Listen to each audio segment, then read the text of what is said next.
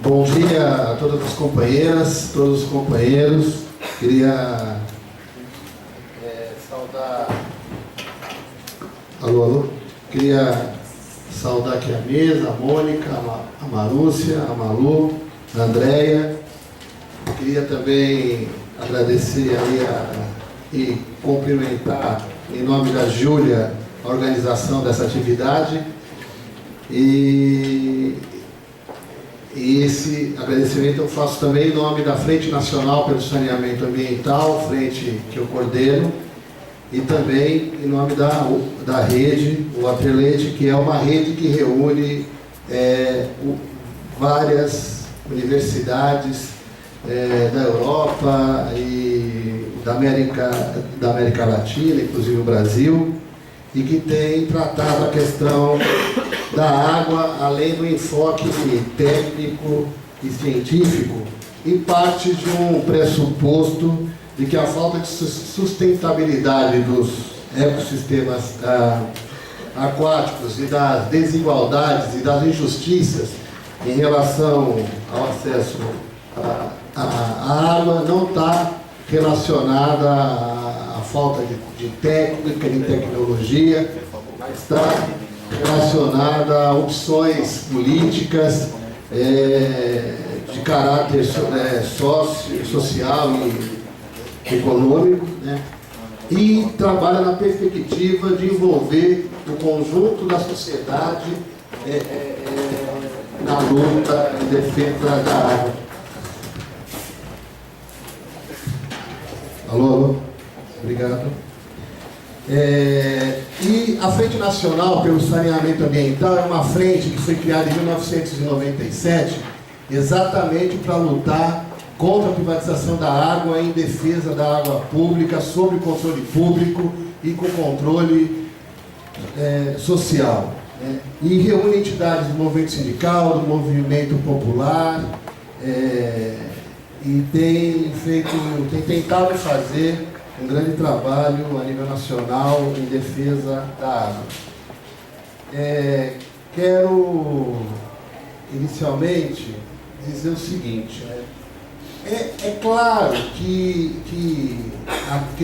essa crise da água que tem afetado várias cidades do estado de São Paulo e de forma muito significativa a região metropolitana de São Paulo e a região metropolitana de Campinas, ela se iniciou no momento em que realmente você teve um grande aumento da temperatura, você teve, por causa disso, um aumento do consumo de água, e a falta de chuva fez com que a gente chegasse no nível que chegamos. E é claro que tem toda essa componente importante, claro, ambiental, que está relacionado ao que a gente está cansado de ouvir, que é a questão do aquecimento global, que afeta não só o Brasil, mas o mundo. Agora, a grande questão nós precisávamos estar vivendo essa crise que a gente vive hoje? Eu acho que não, né? Eu acho que nós estamos vivendo essa crise hoje, que é uma crise anunciada, né, por vários motivos, e eu vou tentar rapidamente. Queria pedir para o Sérgio, quando faltasse 5 minutos, que ele me avise, vou ficar de olho nele aqui.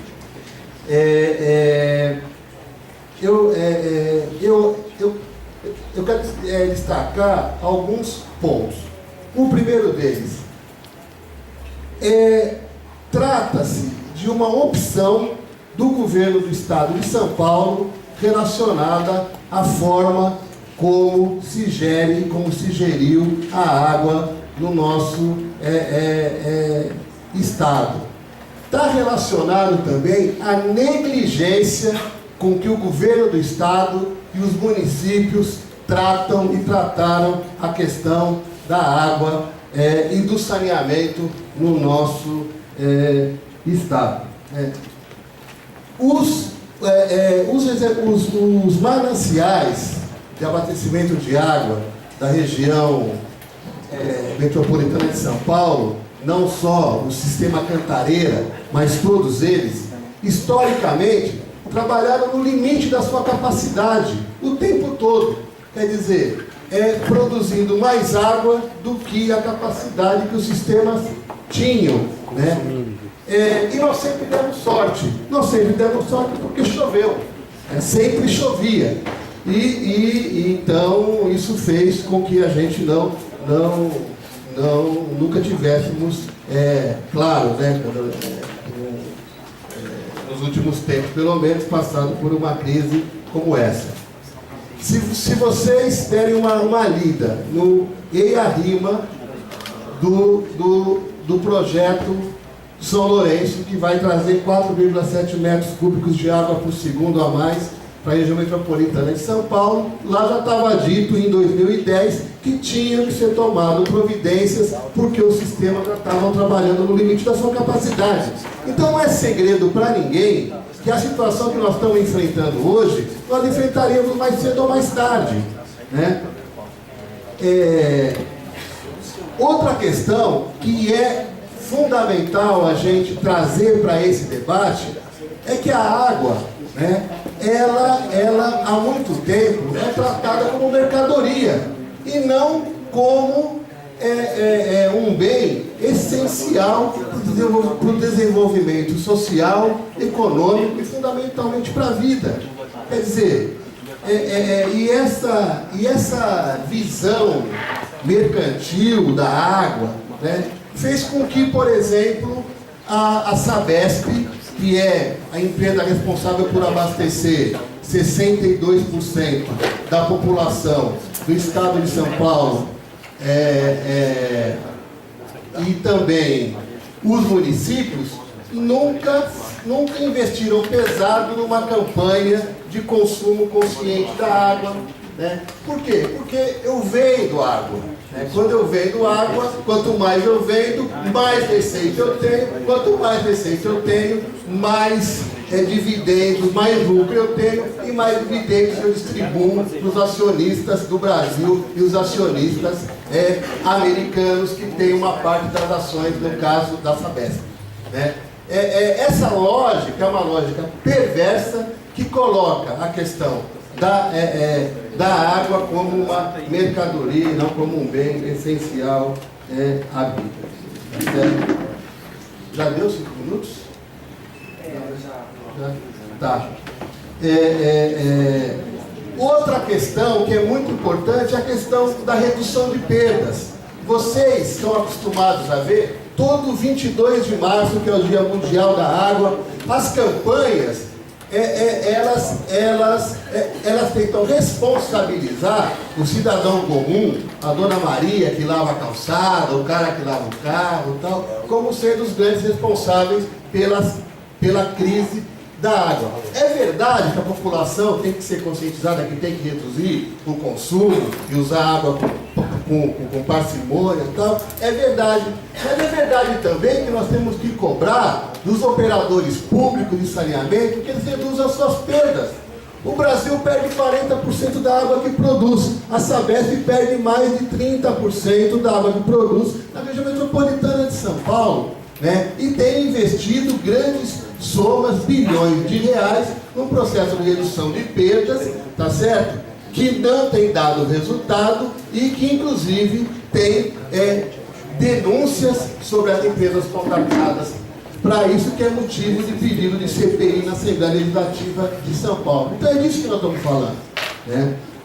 É claro que as obras que deveriam ter sido feitas nesses anos todos, desde quando renovou-se a outorga para o sistema Cantareira, que uma série de medidas deveriam ter sido feitas para diminuir a dependência da região metropolitana de São Paulo, do sistema Cantareira, não foram feitas, né? Mas só obras também não basta. As obras ela tem que vir acompanhada de uma série de medidas como essa que eu já disse, que é o processo, que é a redução de perdas, que é a diminuição do consumo de água pela população e etc. Tem uma questão que eu acho que nós temos que trazer para esse debate, que é a questão dos esgotos. A Malu, ela lembrou bem aqui. A gente sempre tratou, a gente não pode tratar a questão dos esgotos apartada da questão da água. Até porque se nós tivéssemos hoje menos corpos d'água poluídos pela grande quantidade de esgoto que é jogada nesses rios, em córregos e etc., nós teríamos mais água com a possibilidade de tratar tanto para usos que não fossem para consumo humano, mas para fins industriais e etc. Então eu acho que a gente tem que trazer para essa pauta a questão da importância do tratamento do esgoto também. Além disso, tem duas palavras que são chaves, que tem que compor o nosso, a nossa agenda, a nossa pauta. Um é participação e a outra é transparência. O governo do Estado de São Paulo não agiu com transparência e não tem agido com transparência no processo da crise da água. Tem dado sinais invertidos para a população. Ao mesmo tempo que eu peço para a população economizar água, eu digo que não, mas não tem problema, vai chover, não vai ter problema de falta d'água. Primeiro, é desonesto quando diz que não tem racionamento. É racionamento sim o que acontece na região metropolitana de São Paulo, na região metropolitana de Campinas. E a questão da participação. Nesse período de crise, todos os instrumentos de participação da sociedade civil foram esvaziados. Os comitês de bacia não exerceram o seu papel da forma como deveria. O Conselho Estadual de Recursos Hídricos não se reúne. O Conselho Metropolitano de Desenvolvimento da região metropolitana de São Paulo, que tem como presidente o prefeito Fernando Haddad, se reuniu depois de um ano, uma semana ou 15 dias atrás. O secretário de Recursos Hídricos não foi, tá certo? E a pauta importante para os prefeitos da região metropolitana, que era a questão da crise da água, não foi discutida. Quer dizer, então, resgatar os instrumentos de participação é fundamental. Eu estou concluindo, a pedido do Sérgio aqui, e é importante também a gente denunciar o esvaziamento e o sucateamento dos órgãos públicos do governo do Estado. O DAE, que é o órgão responsável pelas outorgas de poços artesianos, é um órgão esvaziado, é um órgão que não tem condição de cumprir as suas funções, tá certo? E outros órgãos, né? Por fim, gente, eu acho que há males que vêm para o bem, como disse o ditado, né? Eu acho que essa crise da água, primeiro que ela está conseguindo juntar e criar vários movimentos em defesa da água. Insisto que nós temos que ampliar a dimensão da abordagem da água como um direito humano fundamental, conforme resolução da ONU de 2010, que o Brasil é signatário, e é tarefa nossa, dos movimentos, fazer com que a legislação brasileira, em todos os seus aspectos, incorpore a água como um direito humano. É importante que o artigo 6º da Constituição Federal inclua a água como um direito social, como é a habitação, como é a saúde, como é a educação, que hoje não está. Acho que nós precisamos ter uma política de saneamento, uma política de Estado de saneamento. Não dá para a Sabesp continuar sendo a empresa que pensa a política de saneamento para o Estado de São Paulo. A lei que a Malu disse aqui, a lei 11.445 de 2007, que é a lei que definiu as diretrizes para o saneamento, ela abre essa possibilidade. Mas eu acho que nós ainda não estamos conseguindo fazer valer a lei. E por fim, eu acho que duas coisas só. As prefeituras tem que ter um papel de protagonista na crise da água. Não dá para dizer que ela não tem responsabilidade, ou porque o setor privado opera, como é o caso aqui de Itu, ou porque a Sabesp opera. Porque a dona de casa, quando for levar a criança na creche, e não poder deixar a criança na creche porque não tem água, e tem que voltar para casa e não ir trabalhar, ela não vai responsabilizar o governador Geraldo Alckmin, ela vai responsabilizar o prefeito da cidade que está passando pela crise, né? E eu acho que nós temos que constituir, para encerrar, uma grande corrente nacional em defesa do saneamento público, e fazer isso que a Malu falou, resgatar nossa capacidade de indignação. Nós não podemos aceitar que em pleno século XXI, um país que é a sétima economia do mundo conviva com uma situação que as pessoas não têm acesso à água 24 horas por dia, 365 dias por ano, em quantidade e qualidade adequada, e continue convivendo com esgoto a céu aberto, submetido a doenças que já foram erradicadas em outros países do mundo no século XIX. Então é isso, parabéns para vocês. Essa atividade, eu tenho participado de várias, na minha opinião, é uma das principais atividades realizadas para discutir o tema da água. Então vocês estão de parabéns, e conte com a frente no que vocês precisarem com a rede Waterleite. Muito obrigado.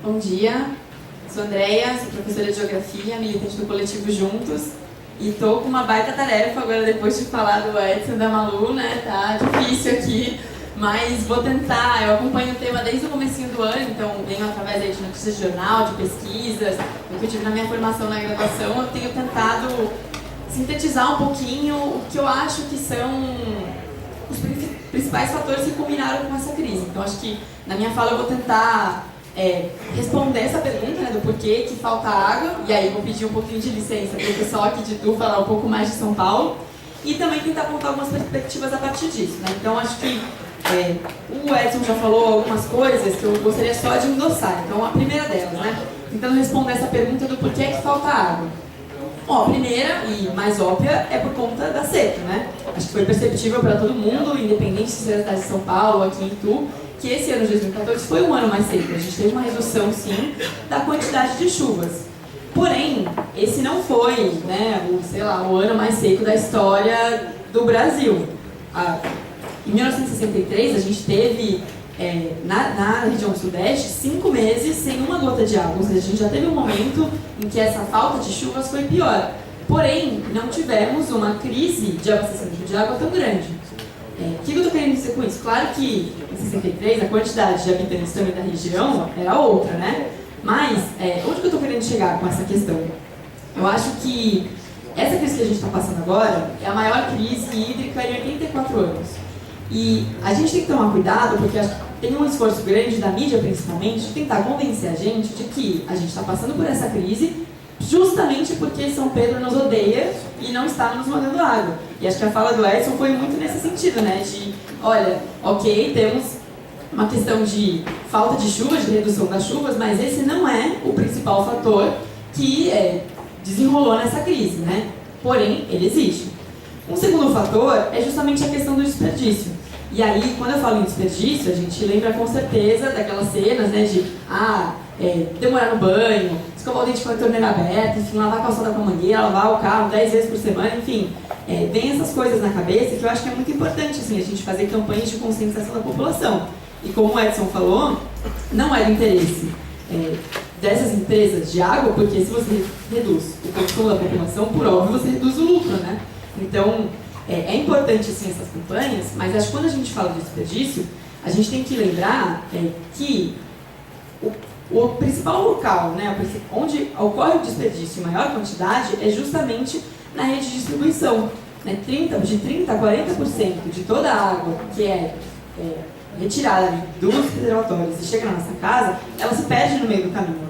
pensem o que não seria hoje o Cantareira com mais 20, 30% de água, faria uma grande diferença. Mas já seria 30% a mais.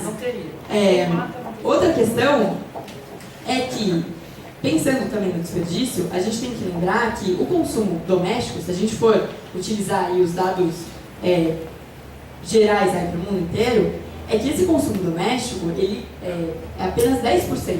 Os maiores consumidores de água são os agricultores, né, principalmente aí, os grandes latifúndios e as indústrias. Então, eu acho um pouco descabido o governo do Estado, quando centra suas políticas aí de redução de consumo, de desperdício, não levar esses fatores em consideração, né? E, inclusive, se vocês lembrarem do slogan da Sabesp, qual é o slogan da Sabesp?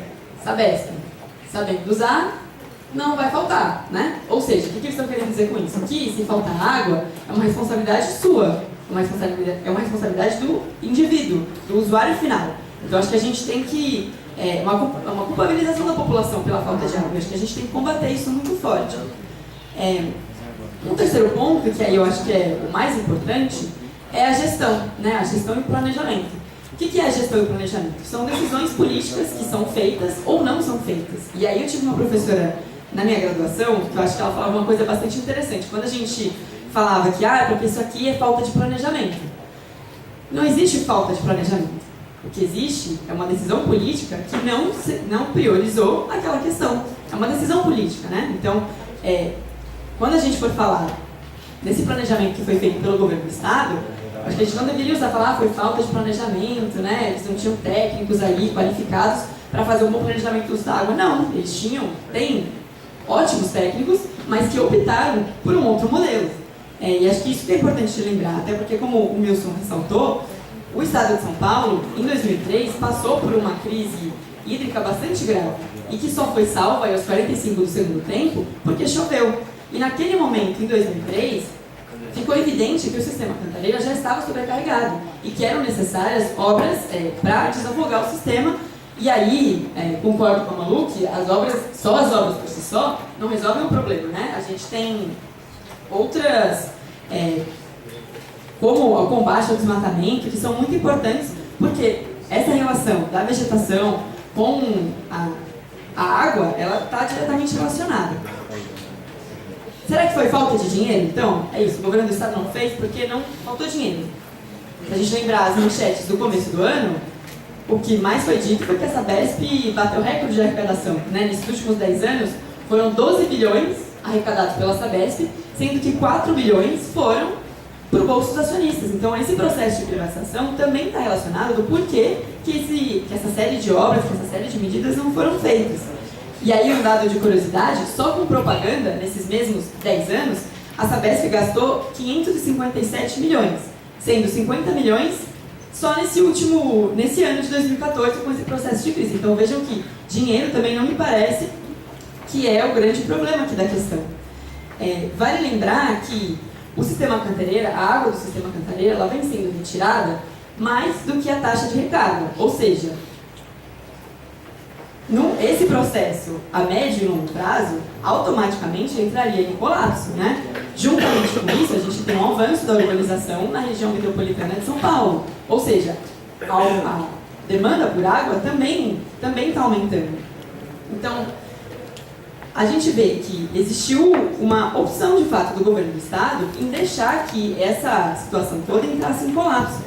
E, nesse sentido, o que eu acho que a gente precisa ter bastante clareza é que, nesse momento em que a gente está passando por um momento de crise, em que existe uma redução da oferta, as pessoas estão recebendo menos água, com menos qualidade, inclusive tem vários vídeos na internet que mostram a população recebendo água barrenta, né, mal cheirosa, suja, enfim, que é um absurdo, nesse momento em que a água está caindo de qualidade e o serviço está caindo de qualidade, o governo do Estado, em conjunto com a Sabesp, proponha o aumento da tarifa, né, que está prevista para esse próximo mês. Então, uma das coisas que eu acho que a gente tem que pautar bastante aqui nessa discussão é justamente essa. Até porque, como a Malu falou e a Mônica também falou, que mais afetada nessa situação é a população da periferia, né, que sofre mais intensamente com esse problema de falta d'água, porque não tem caixa d'água para armazenar essa água e não vai ter dinheiro para comprar água para utilizar em casa. Tendo a água como com essa visão de que a água é um direito, né, de que não é mercadoria e que ela não tem que servir o lucro, e sim as pessoas, eu acho que a gente tem que tirar nas propostas aí, endossando as propostas que o Edson colocou, barrar o aumento. A gente tem que priorizar, nesses próximos momentos em que a crise vai se acentuar, priorizar a água para o uso humano, em especial para escolas e hospitais. Eu acho que a gente tem que pensar em medidas de mitigação para a população de periferia, então pensar se a gente vai fazer com que o governo do estado garanta que os preços sejam minimamente acessíveis, né, congelamento dos preços, por exemplo, que a prefeitura e o governo do estado garantam carros-pipa, garantam caixas d'água para a população mais pobre conseguir armazenar essa água. E, endossando o que o Edson e a Malu falaram, é fundamental que a gente paute a transparência, a participação e o combate ao desmatamento. Então, acho que, eu espero que no dia de hoje, né, a fala aqui é bem curtinha, mas porque eu acho que isso vai ser amplamente discutido ao longo do dia. Então, eu espero que a gente tenha essas questões em mente para o dia desse que a gente vai ter agora no período da manhã e da tarde. Obrigada.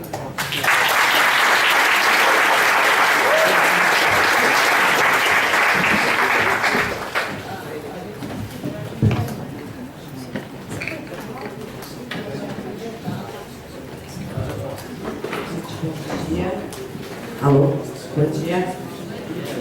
Eu vou usar aqui uma apresentação para mostrar alguns dados e tentar ajudar um pouco para a gente se preparar para as discussões da tarde. Né? Eu queria agradecer o pessoal que vai parar, a Mônica. Eu vou falar aqui o nome da Aliança pela Água.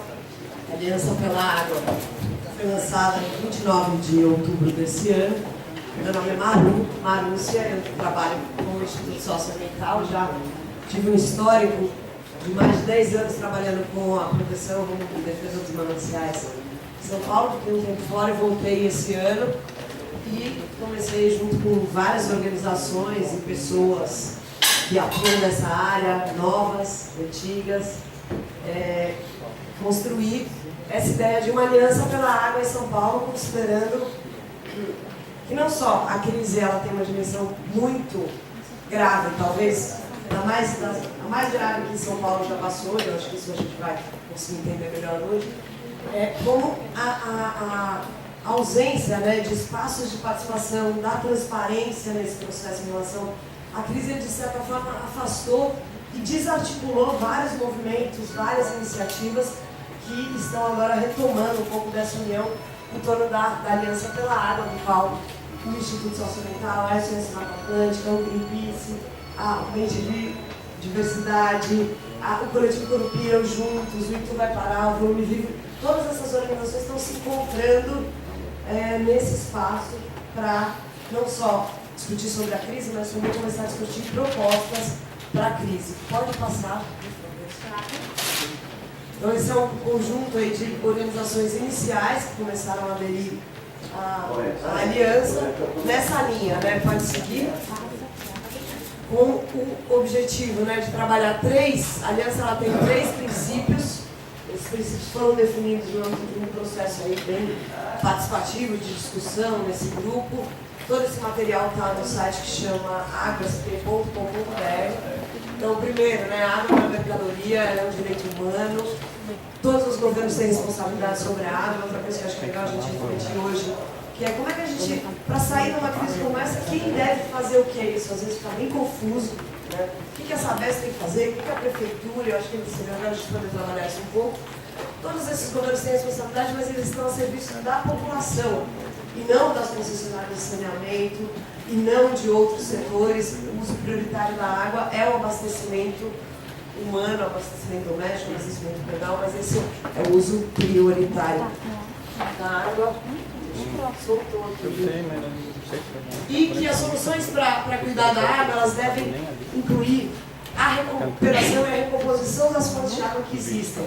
E a gente está vendo exatamente um movimento no sentido contrário, assim, a gente está configurando assim, um movimento de construção de uma indústria da seca, de um conjunto de obras bilionárias, e nenhum deles para resolver a situação que a gente vai passar daqui a 4 meses. Então, estou justificando fazer aí um pacotão, o sonho das empreiteiras para buscar água cada vez mais longe e a água que ficou para trás, está mal cuidada, está poluída, pode seguir. E, então, a Aliança ela tem trabalhado duas metas, né? E aí eu convido a todos a refletirem sobre essas metas. Uma primeira é, nós estamos entrando no terceiro mês do período chuvoso, os 2 meses anteriores foram muito menores em termos de chuva do que as médias históricas. A perspectiva é que, estou falando aqui mais de São Paulo, mas eu acho que se aplica aqui em tudo, é que a chuva seja na média, né?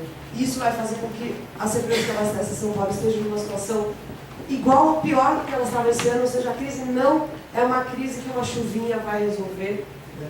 Então, é trabalhar um cenário que é abril de 2015, amanhã, gente, tem Natal, Réveillon, abril de 2015 está aí, né? Que é como é que a gente vai estar em abril de 2015 que nos permita passar por um ano com um pouco mais de segurança e começar a construir algo que a gente chama de segurança hídrica para o abastecimento de água nas cidades. Isso se aplicando à escala de Tua, à escala de São Paulo, à escala de outros estados do Brasil. Pode seguir. Com 3 prioridades, né? Então, a primeira é um plano de contingência. Eu vou mostrar um pouquinho para vocês o que isso quer dizer.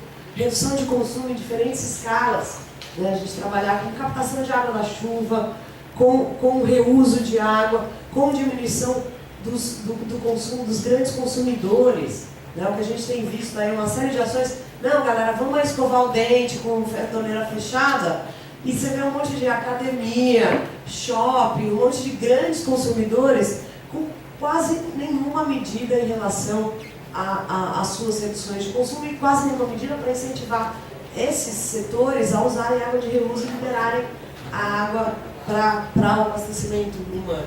E cuidar das fontes de água já, realmente vergonhoso na hora que a gente começa a ver a situação em que se encontram os mananciais que abastecem em São Paulo, áreas que deveriam ser consideradas áreas estratégicas, porque é dessa água que a gente depende. Você vai olhar o grau e a situação que eu vou mostrar para vocês, que elas se encontram, é realmente vergonhoso. Então, o Brasil hoje, isso aqui são dados, não é hoje, né, mas é um dado mais recente que tem, um documento para quem quiser entender melhor sobre a situação da água no Brasil, chama Conjuntura de Recursos Hídricos, é produzido pela ANA, já tem uma série histórica aí de alguns anos, então vale a pena conhecer e acompanhar, inclusive incentivar para que tenha todo ano um desse, né, que mostra mais ou menos aqui o balanço de como é que é utilizada, na verdade, como é que é consumida a água no Brasil hoje. Isso está meio ruimzinho de ler, mas então 72% da água é para irrigação. O Brasil tem 12% da água doce do planeta, mais 80% dessa água está na Amazônia. 72% do uso da água no Brasil todo é do consumo de água para irrigação. Ali em cima a gente tem 11% para abastecimento dos animais, para a criação da... sobre a irrigação Esse é o geral, eles não dividem, mas eu acho que talvez seja interessante lá atrás um dado desse, porque com certeza é bem diferente. Mas tem um dado lá que vai falar de irrigação, não só irrigação para grandes empreendimentos e tal, talvez dali dê para tirar alguma coisa, que com certeza é menor o consumo. O abastecimento urbano, o abastecimento animal 11%, urbano 9%, industrial 7%. E aí eu queria chamar a atenção de vocês, assim, o Brasil, a gente tem nesses 4 anos, né, e deve se manter essa tendência até piorar nesses últimos 4, tem um aumento de 29% da retirada de água e um aumento de 20% do consumo. A diferença entre consumo e retirada assim, por exemplo, a irrigação, praticamente tudo que ela retira, ela acaba consumindo. O abastecimento humano, a gente retira e 80% a gente devolve como esgoto, né? Então tem uma diferença entre o que retira e o que consome, mas a gente vê todos esses usos, menos o abastecimento rural, da população rural, que diminui, o resto dos usos, principalmente a irrigação em regiões como o Paraná, que é a bacia do Paraná, que já é uma bacia bastante estressada do ponto de vista hídrico, Tocantins, Araguaia, São Francisco, são as áreas onde mais cresce o consumo de água. Pode seguir. E aqui a gente tem quais são as fontes de degradação da água no Brasil hoje. Tem 12% da água doce no Brasil. Isso é uma situação confortável, a gente não precisa se preocupar com chuva, cai um monte de água, não é bem verdade. A gente está construindo um cenário de degradação da água no Brasil que ele é assim, apavorante, né? E nós estamos vendo um início disso numa das regiões que é a região mais estressada, que é São Paulo, do ponto de vista de água. E o estresse de São Paulo não é porque São Paulo não tem água. Acho que aí, toda vez que vocês ouvirem isso, tem que falar assim, gente, não é bem verdade, não é que não tem água. Não tem água com qualidade que a gente possa usar. Né? Vai para São Paulo, olha o Tietê, olha o Pinheiros, olha o Anhangabaú, olha o Tamanduateí, a Binnings. Como assim não tem água? Não tem água. E aí é o resumo do pouco do... Como é que é a escassez da água no Brasil? Fora algumas regiões onde realmente tem limitações naturais, mas mesmo assim essas regiões com bastante cautela, a escassez de água no Brasil... Ih, eu vou... Não, mas eu vou tentar correr. A escassez de água no Brasil, ela vai se dar muito mais por aspectos relacionados à qualidade do que à quantidade. A gente não vai ter água porque a gente vai ter detonado a água que a gente tem, muito menos do que porque não vai ter água. Né? E as 3 fontes principais de detonação da água no Brasil hoje são esgoto industrial e urbano. Dentro do urbano está o doméstico, mas na cidade não é só o esgoto das nossas casas que poluem os rios. Né? Os dados da Agência Nacional de Águas mostram que em torno de 44% dos rios, da qualidade dos rios no Brasil, é ruim ou péssima. O nosso dado é 70%. É porque aí é uma outra questão, né? Até para a gente ver assim como é que a gente ainda está engatinhando em relação à questão da água. Não existe rede de monitoramento de qualidade da água na Amazônia inteira. A gente não sabe de uma forma sistematizada, com série histórica, com metodologia, com dados, etc. Qual é a qualidade da água na Amazônia? Então, esse cenário aqui pode ser um pouquinho pior, né? Só 17 estados dos 27 têm rede de monitoramento da qualidade da água, então a gente ainda está realmente engatinhando. Né? Então, as 3 principais fontes, eu acho que aqui é importante, que é esgoto, segunda fonte, muito importante e crescente, para que a gente olha, né, o quanto que está aumentando a irrigação, que é o uso de agrotóxicos e fertilizantes de forma indiscriminada. A gente não tem nenhuma regulação ainda amplamente estabelecida em relação a monitoramento de quais são os impactos dos agrotóxicos. Né? O fertilizante ele vai ter um impacto muito parecido com o esgoto, né? Um é nitrato, o outro é fosfato. Tanto é que hoje, nesse monitoramento, já tem em torno de quase 30% dos reservatórios do Brasil que estão em alto grau de eutrofização. Isso não é só por causa do esgoto urbano, é por causa do agrotóxico, ou seja, nós estamos pegando esse patrimônio, né, os 12% da água doce, e transformando e detonando isso de uma forma muito veloz. Pode seguir. Você segue aí para mim? E aqui é um dado, né, para a gente ficar um pouco atento, né, porque esse é um mapa produzido pelo Instituto Socioambiental que faz um cruzamento entre o que ainda tem de vegetação nas bacias hidrográficas no Brasil. Então, fazendo uma subdivisão, a ANA divide o Brasil em 12 bacias hidrográficas, ela olha para a Amazônia inteira e fala, esta é uma bacia só, porque na verdade tem rios bem diferentes, Tapajós, Mandeira, são bem diferentes um do outro. Mas aqui é um pouco para a gente já ver assim, os lugares em vermelho são lugares que têm menos de 10% de vegetação nessa bacia. A hora que a gente imagina qual que é o papel da vegetação no ciclo de produção de água, a importância, né? O pessoal aqui que trabalha com nascente e tal, a gente olhar e falar assim, bom, não tem mais vegetação, eu vou detonar completamente a minha capacidade de produzir água. E isso é basicamente uma coisa que a gente vai ver muito no sistema Cantareira, e aí na verdade essa apresentação é muito maior do que ela deveria caber aqui, mas aqui é só para a gente ver um pouquinho que cara que tem hoje o tamanho da degradação no Brasil. O próximo. E esse é um dado que saiu só numa matéria agora, super interessante desse mês, mostrando a situação da intensidade da seca esse ano. Aí a gente cruza aquele mapa com esse outro, e aí é o exemplo do Cantareira. Né? Uma região produtora de água com vegetação, ela vai funcionar como uma esponja. Essa água vai cair durante as chuvas, vai infiltrar, vai alimentar aquelas represas. Uma área sem vegetação, ela vai secar. Então, a gente olhando aquele mapa lá das áreas que já estão todas detonadas, como a bacia do Tietê, por exemplo, que tem em torno de 10% de vegetação, elas são mais vulneráveis em relação à seca. Pode ir. Tem algum dado sobre a bacia do Ribeira? A do Ribeira é a bacia que mais tem vegetação, ela deve ter em torno aí de 70%. Vale do Ribeira é onde tem, o que sobrou praticamente, tem 20, 30% que sobrou de Mata Atlântica, está lá. Por causa da inclinação que ninguém quer, porque é muito inclinado. E as unidades de conservação. E as unidades de conservação. Mas e o Vale do Ribeira é uma área de manancial de São Paulo, né? Tá virando, né? Em São Lourenço. E esse é um pouco de alguns eventos que estão acontecendo ao longo deste ano no Brasil.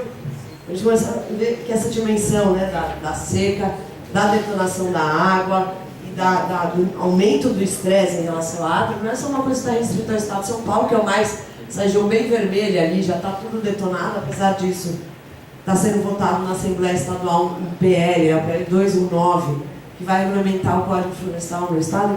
Por incrível que pareça, gente, nós estamos passando uma crise dessa magnitude e os deputados vão votar uma lei que diminui a proteção. O BRIF fala para os caras, não, você pode compensar, recuperar a vegetação em outro estado, desde que tenha Mata Atlântica. Isso vai ter até uma manifestação na terça-feira, né, Manu? Na Assembleia. Pode seguir. Thiago. Aí aqui, ó, só para vocês darem uma olhada, né? Aqui são as áreas que a Ana considera como as de maior estresse hídrico. E ali essa outra tabela é como é que estão os reservatórios no Brasil hoje, né? Não é só o Cantareira, né? E aí até, por exemplo, nesse conjunto de obras que está sendo apresentado pelo governo estadual, por exemplo, a interligação da bacia da represa Jaguari para São Paulo, a represa Jaguari, ela está com 4% de capacidade. Não é que assim, não, eu acabo aqui com a água em São Paulo, aí eu vou ali que tem mais água. Isso aí não necessariamente é verdadeiro. Tem um documento da ONU, né, que se chama Gestão de Recursos Hídricos em um Cenário de Risco e Incerteza, que mostra, vai, né, exatamente nessa linha, de falar não necessariamente aquilo que a gente está acostumado a contar de água para o futuro continuará acontecendo, porque nós estamos vivendo um momento, né, em que o clima está ficando, como diz o professor Antônio Nobre, menos amigo, né? Os eventos extremos climáticos estão aumentando. E no Brasil a gente vai sentir principalmente os impactos das mudanças do clima pela água, seja pela sua abundância, seja pela sua escassez, né? Então aqui a gente já tem umas mostras do que é que está por vir aí de emocionante no futuro. Pode seguir. E aí rapidinho aqui, né? A quem cabe decidir sobre a água? A gente tem o Ministério do Meio Ambiente e ANA, são os coordenadores da Política Nacional de Recursos Hídricos. Eles deveriam estar, inclusive, muito atentos a essa situação de estresse hídrico, mas não estão muito atentos. ANA e o DAE, eles são os responsáveis pela outorga. A ANA e o DAE, juntos, permitiram há quase 2 anos, quase 3 anos, que a Sabesp retire mais água do Cantareira do que entra. Gente, qualquer um que orçamento básico, se eu gastar mais do que eu ganho, o que vai acontecer? Volume morto, né? É meio essa pode ir. E aqui um pouco da história de São Paulo, né? Como é que a Aliança tem trabalhado a sua interpretação da crise, que isso nos leva a um conjunto de ações.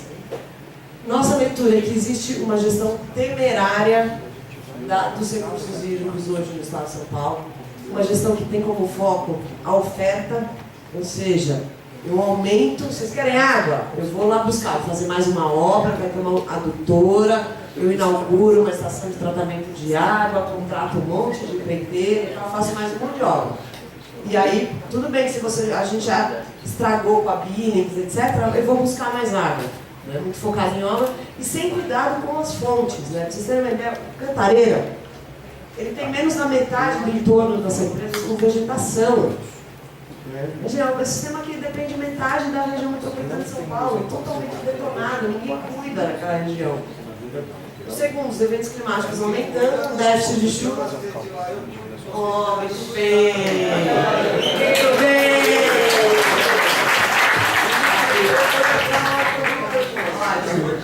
Vamos lá, então você vai mostrar aqui onde é que está a tua. Segue. Vou mostrar um mapa. Aqui é o Cantareira em 2010, aqui em 2014, o Extremo é legal. Eu chutei a bacia lá Pode seguir. Tá mandando esgoto aqui pra nós. E aqui é o Cantareira, ó. Esse é o mapa do sistema Cantareira. Né? Quando a gente está pensando em quais são as coisas que fazem com que a água seja produzida. Gente, vocês conseguem ver o verdinho na vegetação que protege as represas? Tem eucalipto. O eucalipto suga, né, toda a água. Pioramento vai sim falar. Pioramento. Então a gente tem aqui, além da questão mais do saneamento, eu vou tentar dar uma corrida para encerrar, a gente tem uma questão que é, o Brasil ele tem uma lei de recursos hídricos na década de 90, de 97. Na década seguinte, em 2007, tem a aprovação de uma lei de saneamento. Essas duas leis, apesar delas terem a ver, né, recursos hídricos com saneamento, mas elas têm sido feitas como políticas separadas. Então fica lá, os comitês de bacia, fazendo plano da bacia, medindo quanto eu tenho de água, quanto se consome, e o saneamento trabalhando lá no Ministério das Cidades. Então vamos lá, bota um monte de dinheiro, faz rede de esgoto, a Soreia Nascente, etc. Esses sistemas eles não estão se conversando, né? E junto com isso, uma outra questão que não está se conversando é a questão do território, né? Que a gente olha essa iniciativa de novo, né, dos nossos novos deputados de aprovarem um projeto de lei em plena crise que vai diminuir a proteção ao invés de aumentar. Observe que nesse mapa, e todos os mapas, porque faz desde fevereiro eu estou dando palestras, vários detalhes, vários do Ministério Público, observe, todos os mapas que você encontrar na Cantareira são iguais a esse, ou seja, sem o PCJ. Você só vê o Cantareira, a região das cabeceiras e essa linha aí à direita que é a região metropolitana de São Paulo. Nunca o interior é considerado. Concordo, totalmente de acordo. Nem na representação visual. Já começa, a gente é ignorado e a gente está invisível. Não, e mais, né? Para São Paulo conseguir ter água, a gente está secando o resto do estado, né? E o pessoal de São Paulo está vivendo como se não houvesse amanhã, né, em relação à água. Vamos lá, o carro faz festa, pessoal do coletivo em julho eu falei. Não vai morrer. Pode ir. Vou falar de novo. Eu vou só. Vai. Aí só pra... Oi? Tiraram de novo, eu sinto que falar isso, eu falei isso vai chover. Deus não é burro, não. Eu posso ensinar?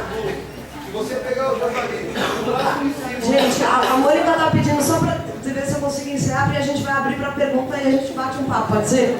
Senão eu vou ficar falando. Bom, aqui é só pra gente ver um pouquinho essa situação do Cantareira. Concordo totalmente com o que ela falou ali. Desculpa até pelo mapa, esse é um mapa que a gente produziu no Instituto Socioambiental em 2006, que era só sobre o sistema Cantareira com essa perspectiva de São Paulo. Esse é como o sistema Cantareira vem se comportando nos últimos 10 anos. E aqui, acho que não só pela reflexão, aquilo que eu falei da gestão temerária, né? Um sistema como esse, para a gente poder saber quanta água a gente tira dele, você precisa saber quanta água entra. E quanta água você vai conseguir liberar para aqueles diferentes que usam aquela água. Então São Paulo, a região metropolitana usa e o PCJ usa. Esse de cima vai mostrando a evolução do nível do sistema, né? Então a gente vê que desde 2010 ele ficou cheião e desde então ele vem só caindo. Você tem pequenos soluços ali de recuperação, mas você não tem mais uma curva subindo. Então, peraí, mas o volume de água no sistema ele vem diminuindo, sim. Por quê? Porque vem chovendo menos. Desde 2011, né, quando foi feita a outorga do sistema Cantareira em 2004, foi definido uma coisa que chama curva de aversão a risco, que é um cálculo ali que deveria ser feito pela Sabesp, daí a ANA, dizendo, entrou tanto de água para tirar tanto. Desde 2011, essa curva de aversão a risco vem sendo desrespeitada. E ninguém falou nada, ou seja, aí começa a vir uma indignação um pouco maior e um pouco daquilo que tanto o Edson e o Malu falaram, né, dessa desmobilização, a falta de participação da sociedade, né, que eu acho que isso é um dos motivos que leva a gente estar na situação que a gente está. Mas aqui, esse gráfico é só para a gente fazer uma reflexão de que em novembro de 2003, o Cantareira estava com 1%. Demorou 5 anos para chegar numa situação melhorzinha. Então, não é que essa crise passa com uma semana de chuva em dezembro e janeiro. Pode seguir? Aqui é uma estimativa que a gente tem colhido aí algumas informações, que é, bom, se não chover, o que acontece com o abastecimento na região metropolitana? Esse daqui é um cálculo mais cenário mais caótico, que seria em torno de 60 dias de água. Né? Isso daí, porque mais ou menos ali perto do aniversário de São Paulo acaba a água. Não é que o que vai acontecer, que provavelmente vai chover um pouco mais e tal, mas é um cenário que de repente pode acontecer em abril. Tá? Pode seguir? Pode seguir? E aí o que a gente tem é, o que está sendo proposto para resolver essa situação desse cenário de abril? Está sendo proposto todo um pacote de obras que vão ficar prontas daqui 2 anos. Né? Então, mas espera aí, e o que vai ser feito para agora? Né? Segue. Aí tem uma outra, além do pacote de obras não resolver, tem uma outra, saiu uma pesquisa 2 semanas atrás mostrando o que as empresas, hotéis, etc., estão pensando em fazer se acabar a água. Aí todas elas estão falando, eu vou chamar um caminhão-pipa. Né? Então tá, vai limitando, tá? Ó. O volume vai durar até 100 dias no máximo, as obras vão demorar 2 anos, o pessoal todo está achando que vai contar com o caminhão-pipa. Pode seguir? E aí eu acho que algumas perguntas que a gente precisa, e é urgente, tem sido a principal pauta, né, da aliança, que eu estou encerrando, que é o que quer dizer um nível seguro de armazenamento das represas em final de março, e o que a gente faz para chegar nele? É só chuva? Não é só chuva. A gente vai economizar, como é que dá para economizar mais? Quem pode economizar? E aí a perguntinha, né? Quanto que está autorizado de caminhão-pipa? E esse quantidade de caminhão-pipa vai dar para todo mundo? Vai dar para o hospital, para o shopping, para a nossa casa? Quem vai ter prioridade? Quem pagar mais? Quem chegar primeiro?